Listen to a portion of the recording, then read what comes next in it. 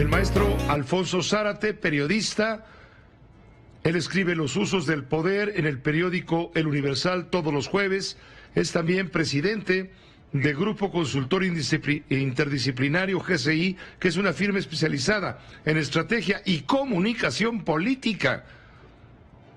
Creo que vale la pena saludar a Alfonso y preguntarle si él coincide con Luis Carlos en el sentido de que lo que ha fallado al sector empresarial, contrario, opositor a la idea de la reforma propuesta por el presidente en lo eléctrico y lo energético, está mal comunicado. Alfonso, qué gusto escucharte y saludarte. Muy buenas noches.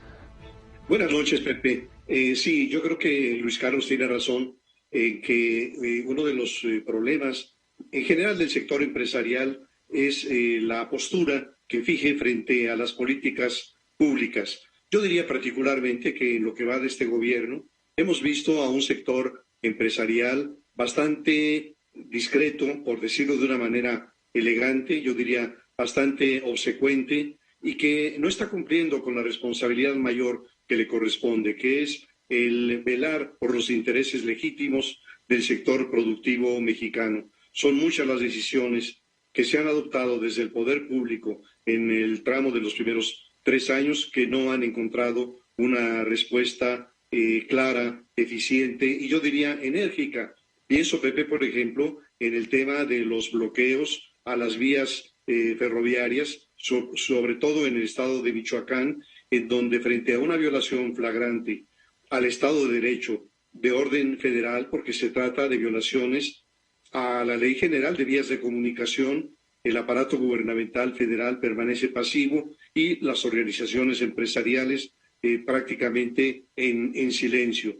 Pero en lo que toca a esta iniciativa, diría en primer lugar que no hubo sorpresa alguna, que el presidente ya había advertido que la reforma eléctrica sería una de las 3 de rango constitucional que presentaría al Congreso en este segundo tramo de su administración. Las otras 2 eran la electoral y la de la Guardia Nacional. Pero lo que observamos, y me parece que es preocupante, es una confrontación entre 2 extremos que se niegan a encontrar un punto medio. Los argumentos para defender la iniciativa son seductores.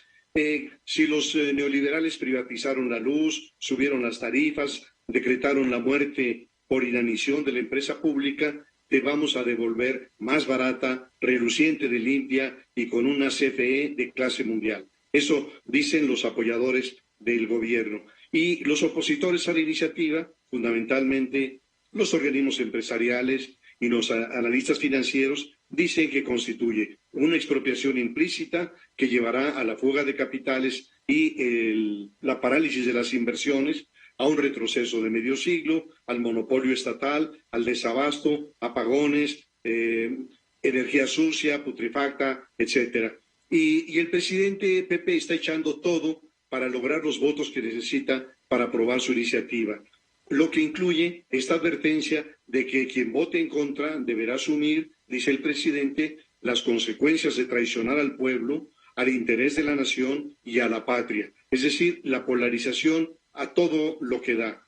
Y yo me pregunto si el presidente López Obrador puede modificar o revertir algo de lo que se erigió en los últimos 6 sexenios. Claro que sí, si se apega a las reglas del juego democrático, es decir, si consigue esa mayoría calificada que establece toda reforma constitucional.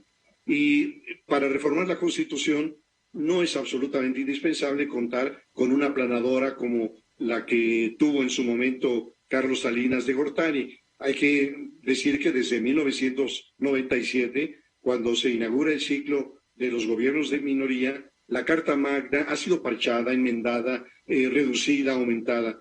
Y esto se logra porque hay una negociación legislativa de contrapesos.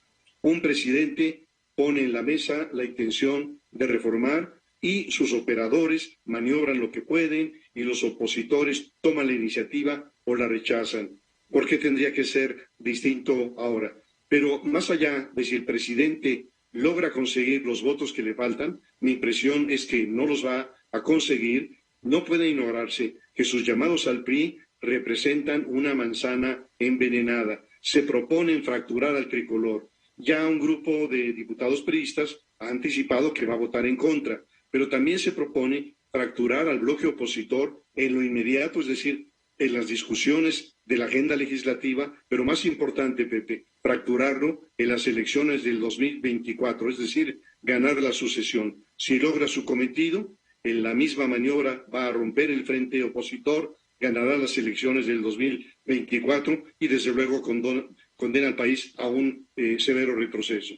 ¿Cuál no será la importancia de esta jugada política presidencial culminante, prioritaria, al momento de proponer que sea Ricardo Monreal, el coordinador de la Junta de Coordinación Política de la Cámara de Senadores, líder de Morena en el Senado, un hombre muy hábil en la negociación política, para que empuje e intervenga y proponga este llamado parlamento dual? ¿Por qué? Porque no pueden dejar, pensará el presidente, solamente en manos de los diputados federales la discusión. Tiene que entrarle un hombre inteligente, un hombre táctico, estratega de la política, a que esto no se salga de madre, que no se salga de cauce, quise decir. Eso es la interpretación que le damos a bote pronto a la presencia de Ricardo Monreal. Aquí estoy para que de la República, que se discuta, sí, que se cambien comas y acentos, sí, pero que se discuta y que se apruebe. Y aquí está el refuerzo, aunque Ricardo Monreal, sabemos, no está en el corazón del presidente, sí está en el corazón de la estrategia de la política de Morena, eso no nos cabe la menor duda. Es una pieza clave, Ricardo Monreal, lo ha sido en toda la operación política, y coincido, Pepe, en el sentido de que Monreal no está en el corazón del presidente. Es más, yo diría que el presidente y Monreal se desconfían uno al otro, pero al mismo tiempo los dos se usan. Pero diría también que me parece que es una buena decisión la de ampliar los espacios de discusión. Es decir, yo creo que al final de cuentas, con esta polarización, con esta confrontación de visiones, hace mucha falta espacios en donde con toda libertad y con todo el argumento posible se vean pros y contras, porque al final de cuentas lo que estamos observando desde fuera es una suma de posturas engañosas, digamos muy dramáticas en uno o en otro sentido, y creo que vale la pena que se realicen esos espacios, esos foros, y que después de eso veamos si finalmente el presidente logra conseguir a esos legisladores del PRI con todas las implicaciones que yo advertí hace un momento, la de fracturar al propio PRI, la de fracturar al bloque opositor y de preparar mejores condiciones para la sucesión del año 2024. Aquí te demuestra cuál es la estatura política del presidente de la República, que está en todas, absolutamente todas las jugadas.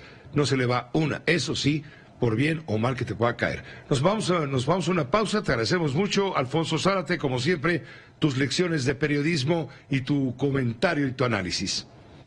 Un abrazo, Pepe. Esta fue una producción de Grupo Fórmula. Encuentra más contenido como este en radioformula.mx.